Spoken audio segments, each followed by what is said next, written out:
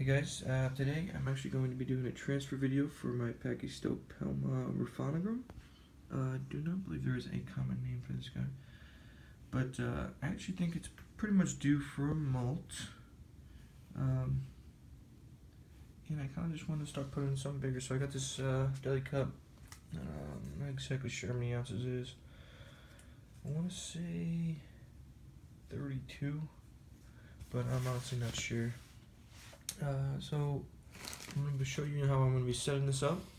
This is my little container that has all my bedding and stuff, and I also have some moss and some bedding in here. I'll be putting some bark in there, so I'll be breaking off a piece of bark to put in there, and then I'll put in some plants and stuff. So hopefully she will enjoy it more than she enjoys this enclosure she's in right now. Has a nice aeration in the lid.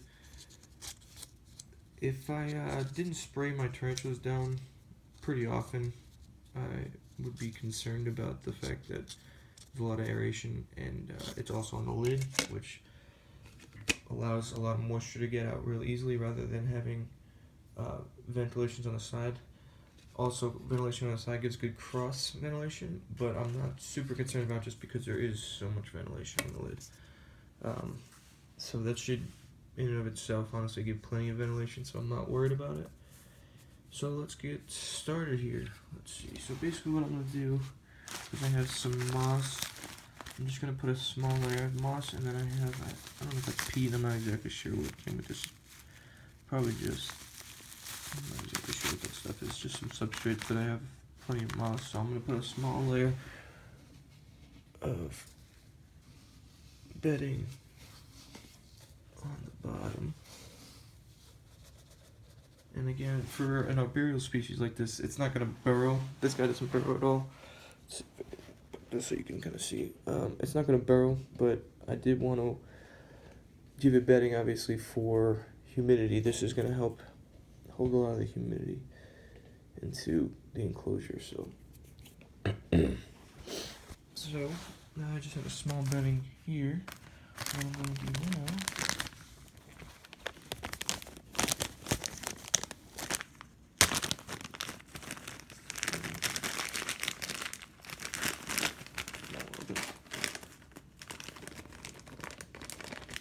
sorry about that.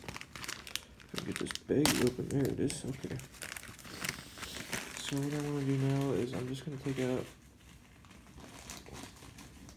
this moss, pour the rest of the bedding in here, and then want the mossy layer on top, and that's really going to be the better part for holding in the humidity right here.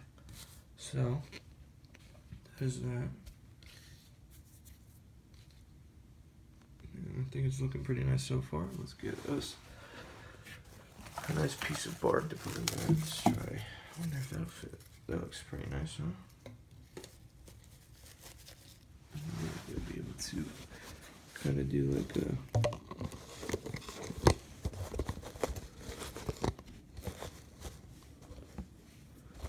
something like that.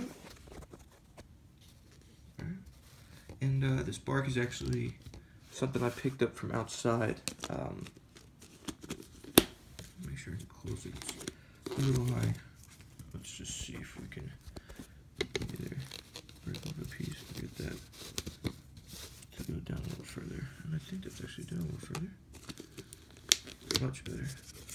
This lid isn't amazing.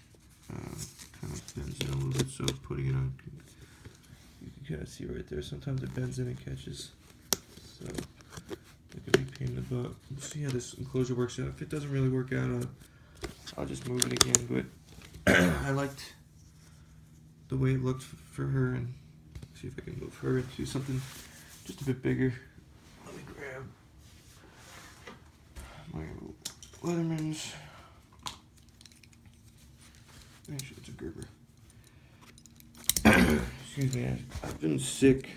I kind of haven't got rid of this cough. So let's see this. I want to give it something pushy in there, something to make it feel more comfortable. So let's see if we can this.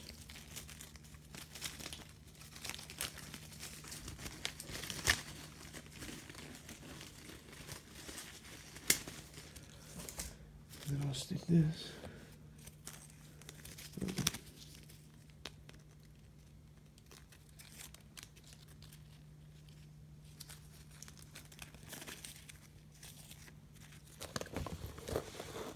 Stick that like that. And there we go. So that'll be how I keep it set up. And before I put her in there, I'm just going to give it a good spray down with my water bottle, my spray bottle. And I think she'll like this a lot more than what she's in right now. I obviously left her in there because she was real small.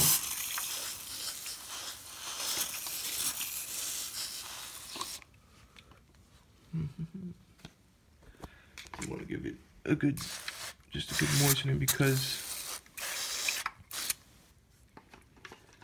the substrate and everything and the plants and all that stuff were so dry.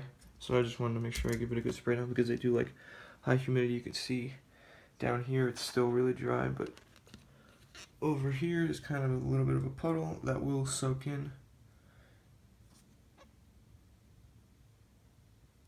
So I'm going to kind of just try and tilt that and make sure that sucks all the way down. Which it is, slowly but surely. I don't know if you can see that. And before I start the transfer, I'm going to turn this light on. I'm going to kind of put it between here and here. And I'm going to do it underneath so you guys can hopefully see, get a good view.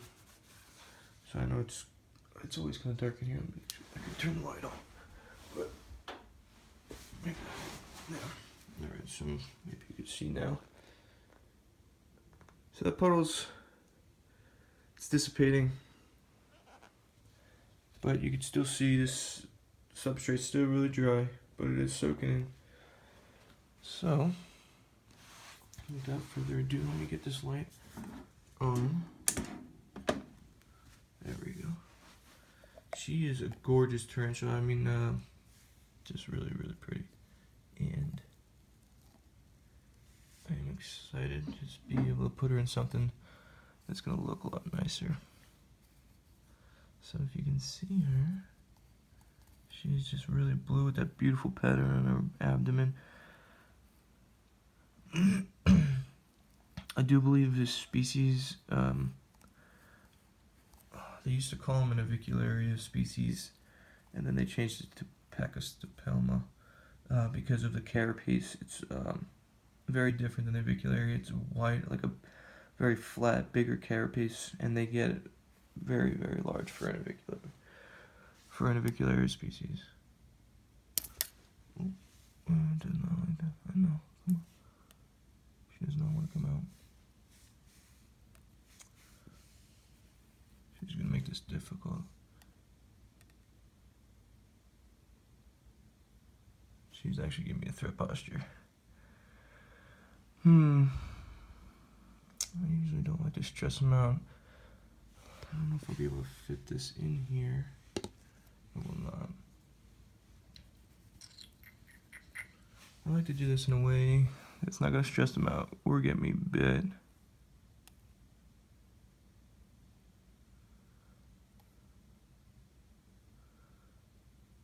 Alright, honey. Alright. Sorry if I'm missing this. I'm really just trying to focus on what I'm doing. Alright, alright. And you can see, I mean, she's just beautiful, absolutely gorgeous. Alright. Come on, baby. She doesn't, she just, you know, like tarantulas, they like to stay in their home, pretty much. So getting them out can be a difficult experience sometimes. Here we go. Turn it around. That's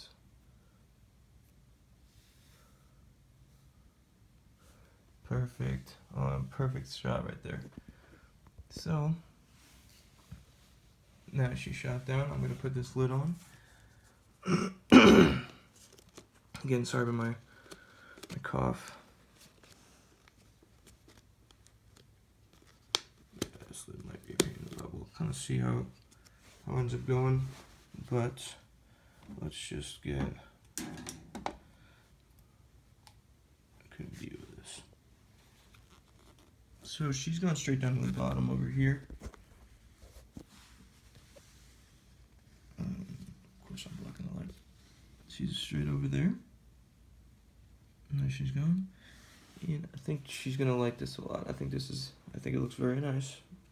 But she's also got a lot more cover. Before she only had this. And as you can see, she webbed up, but she didn't like do like the AVIC thing where they make like a hammock or anything like that, or a tube or some sort of way to protect herself, which is typically what arboreals like this would like to do. And I think giving her a lot of anchor points with the leaves, giving her the sphagnum moss with hold in more humidity, a bigger piece of bark will make her feel more comfortable, hopefully not stressed out at all, and she'll make like a nice cocoon or something in there that she'll live in, or I say cocoon, but they make like a tunnel that they can live in with their webbing, or she'll make like a hammock that she'll live on, and that's what they do in the wild to protect themselves from predators and such. So without that, I imagine she would feel pretty stressed. So since she had pretty much only the bark and the edge of the enclosure to web to, she didn't really make like anything like that. So hopefully now she will, and I think she'll like this. So we'll let her be, let her get acquainted with her new home. And thanks for watching, guys. And let me just give one more close-up shot of this. I think it looks really pretty. And then we'll put it back up on my shelf of my collection. Thanks for watching, guys. Bye.